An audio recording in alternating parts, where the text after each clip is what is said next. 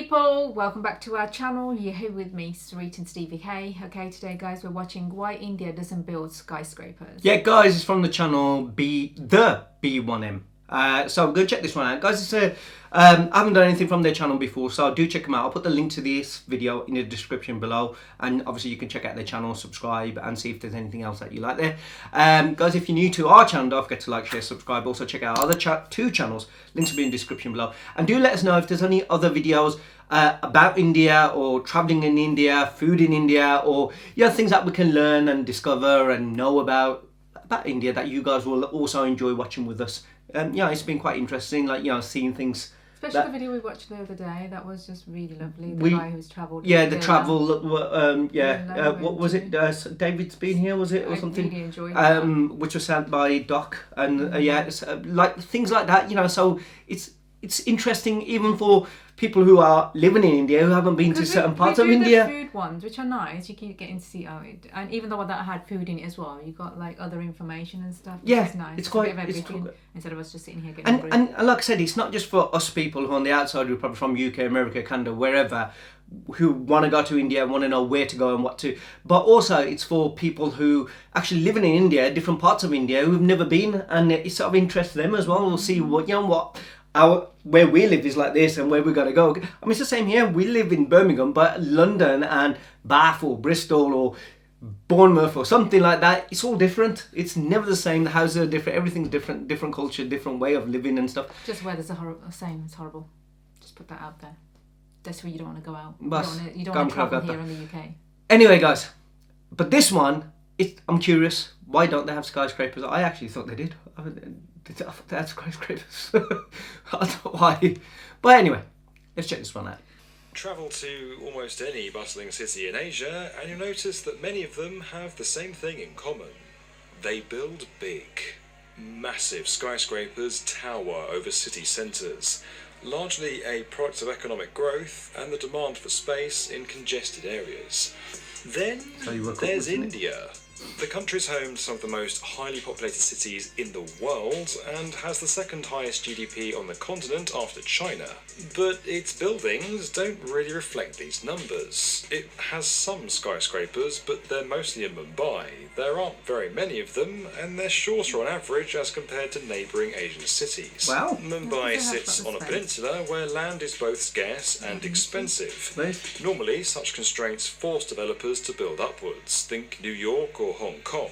Yeah, and yet this city is still far behind the skyscraper game. So if India's population and wealth are so high, why does it build so low? Well, it all has to do with a little known rule holding the country back from going big and managing density. This is how politics, infrastructure and money are stunting India's skyline.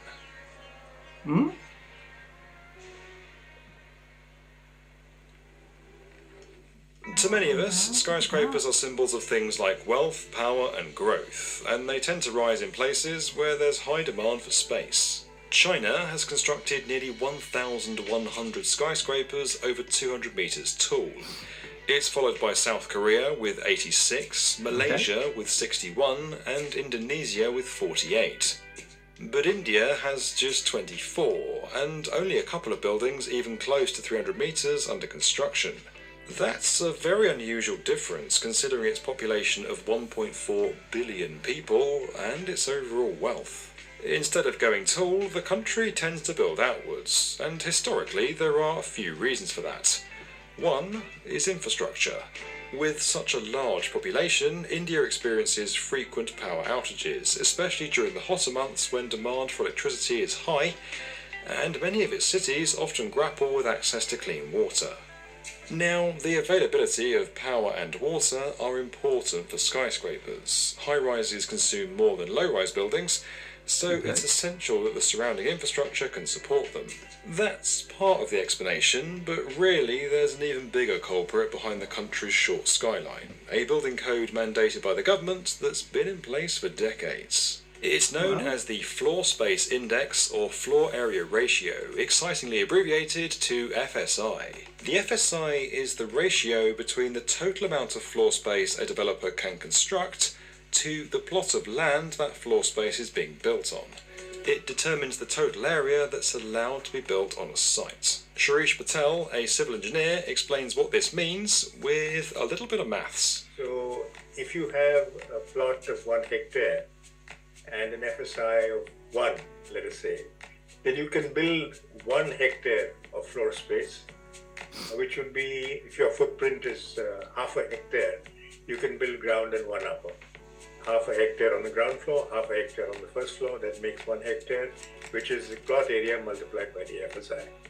The lower the FSI number, the lower a building's volume and floor space can be. According to urban developers, this tool should be used in a way that doesn't create scarcity of land. It can help to reduce land cost per unit in areas where the price of land is expensive or limited.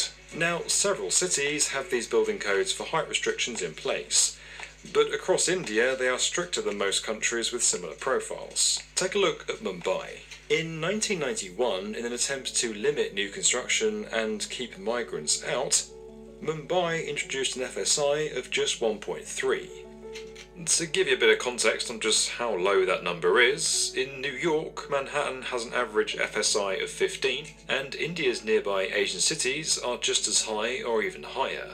Hong Kong's FSI is up to 12, Tokyo's is 20, and Singapore's is a staggering 25. Horizontal growth in Mumbai is limited due to its geographical location on an island, but the low FSI limits it even further. It wasn't until 2022 that Mumbai loosened restrictions, but only slightly. Now the FSI ranges between 2.5 and 5 depending on the exact location. Other cities across India have similar or even lower numbers. The country cites health and safety considerations for these restrictions. It's also an attempt to reduce the number of people living in one area and control the scale of development. But according to urban planners, a stricter FSI doesn't really solve those issues. The biggest misconception about density in planning is higher FSI equals higher population density, which is not true. You can have very tall buildings with one, nice floor, one flat apartment per floor and only so many people living. And you will have areas like Dharavi, which are completely low-lying slums, but the population density is super high. The outcome of these notions has a big impact on the country, and it goes far beyond the lack of some impressive skyscrapers. Mumbai, the one biggest consequence is affordability. If you don't add floor space where people want to live, then the limited floor space becomes super expensive, right? With so many job opportunities in places like Mumbai and Bangalore, people have been flocking to these city centres. But with lower FSIs and higher populations, developers can't keep up. If you don't accommodate people in more compact footprints closer to the city centre, but people want to be in cities, work in cities, you will spread outwards, right? So you will spread horizontally. You will have to construct more roads leading out, which means more emissions, which means more people coming in. Urban planners say increasing FSI would be a good first step to relieving overcrowding and lowering housing prices. Yeah, but it would also have to be accompanied by investments in mass transportation, roads, and other vital infrastructure networks. But while looser FSI restrictions and more skyscrapers could help address some of India's urban challenges, the general population might not be on board with the idea just yet. People do have a negative connotation of skyscrapers and density, because the one or two buildings that come up, which are higher density, like I said, they come up in an area with poor infrastructure, no green spaces. Though it's only a small increase, the recent change in Mumbai's FSI could indicate a taller future for the city's skyline and better managed population density. Development has increased rapidly in just the last few years. In 2022 alone, 31 skyscrapers are set to be completed in India. 27 of them are going to be in Mumbai, reaching heights of around 200 metres, and mostly offering residential space. India's population growth, especially in its major cities, isn't slowing down anytime soon, and real estate costs will continue to rise as space dwindles. But if the country builds further into the sky and invests more in its infrastructure, then its urban housing crisis could start to ease, and Mumbai could find itself with a brand new skyline. I kind of didn't understand the when he was trying to explain Okay. the size of the land that they have now plot-wise going. I think they've just got halving in it system and then- of like, you know, due to obviously safety and various other things of why they want, you know, like how much space of and what they can do, like, you know, depending on the amount of space that they buy that way is how much they can grow upwards, kind of thing. Yeah, I get that part. But what was when they were saying? So then that's it. So basically, if you have that much space, this is the amount that you can basically build. Yeah. But if you want to go upwards, it's got to be basically cut into half. So you more or less can't go, okay, I'm going to build on top of that, and then on top of that, it's got to be still that it said 1 hectare can be halved. So then it'll be even more like, you know, half to half. So it'll be thin. Due to that space, so if this is a space and you only got that 1 hectare, if you want to go up, Upwards. you can only go, so it'll be half and half. But if you're going to go again, it's going to be then, that's going to be less and more, and that's going to be put on top.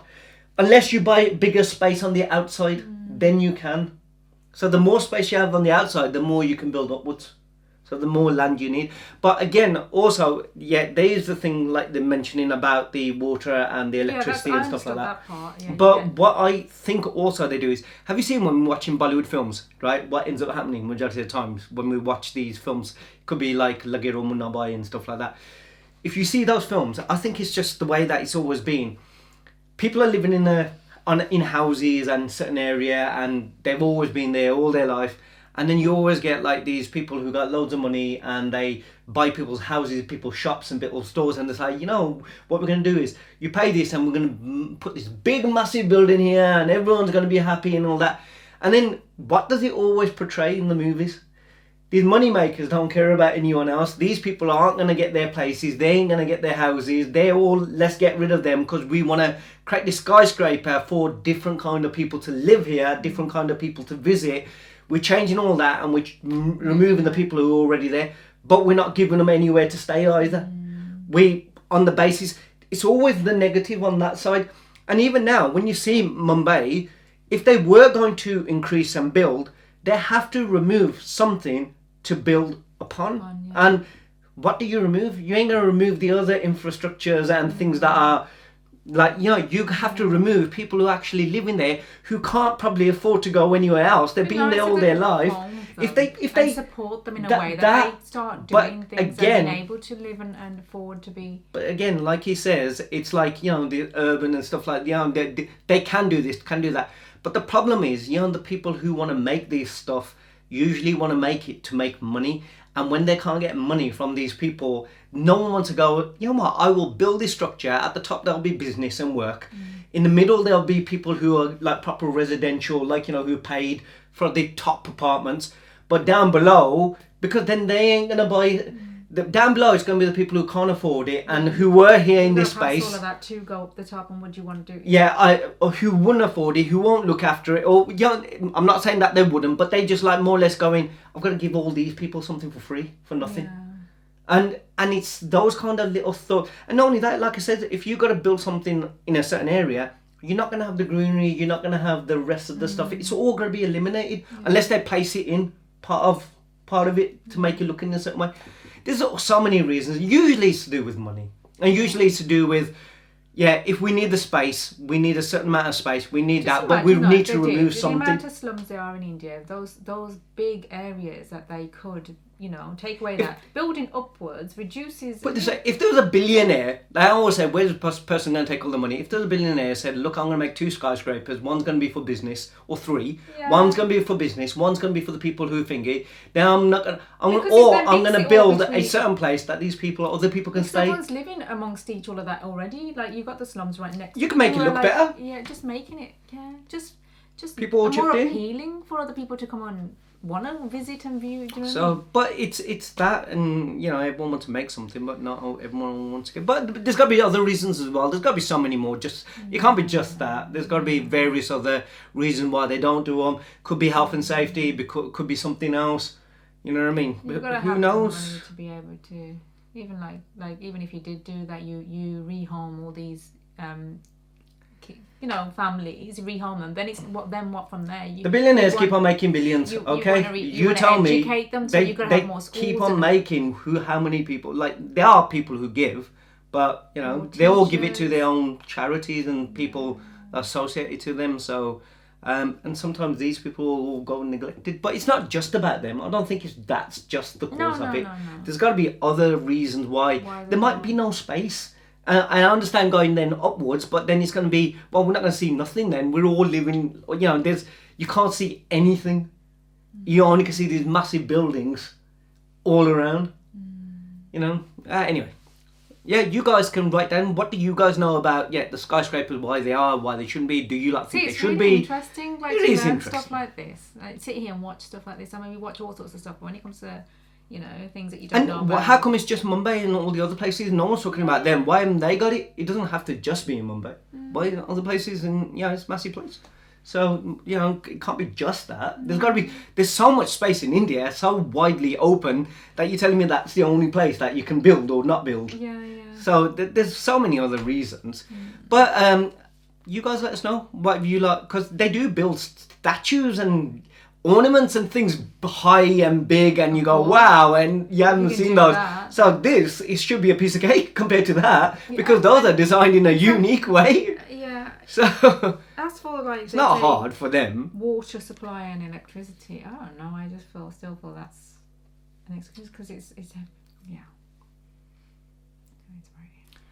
That's the video. You guys let us know, and like I said, if there's any other videos about India, things that we can learn, things that are interesting, do share with us, and we'll check them out. Don't forget to like, share, subscribe, and we'll see you on the next one. Take care, see you soon. Bye. Bye.